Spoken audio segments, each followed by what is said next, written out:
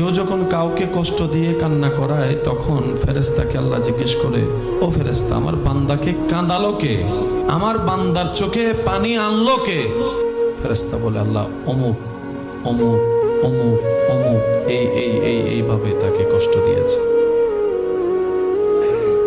আল্লাহ তাআলা বলে, ফেরেশতা তোমরা সাক্ষী থাকিও, আমার এই বান্দার চোখ থেকে ঝরা প্রত্যেকটা পানির আমি বদলা হাসরের ময়দানে হিসাব নিব।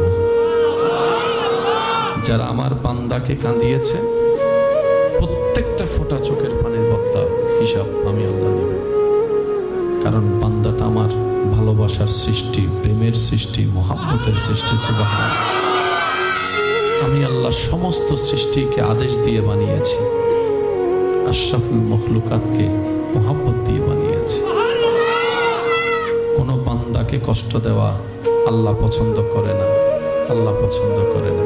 সেজন্য মনে রাখবেন, যখনই কষ্ট আসবে, আপনার বিপদ আপনার চতুর্দিকে ছেয়ে যাবে, আপনরা হাত ছেড়ে দিবে, আশা হোক যার কাছে আশা করবেন সে মানুষ আপনাকে নিরাশা করবে, মনে রাখবেন আল্লাহ তাআলা আপনাকে সরাসরি নিজে সাহায্য করার জন্য প্রস্তুতি করে নিচ্ছেন। সুবহানাল্লাহ।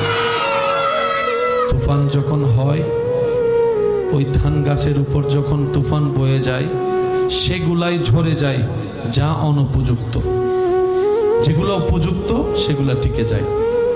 আল্লাহ তাআলা এরকম তুফান কিছু মানুষের জীবনে দেয়।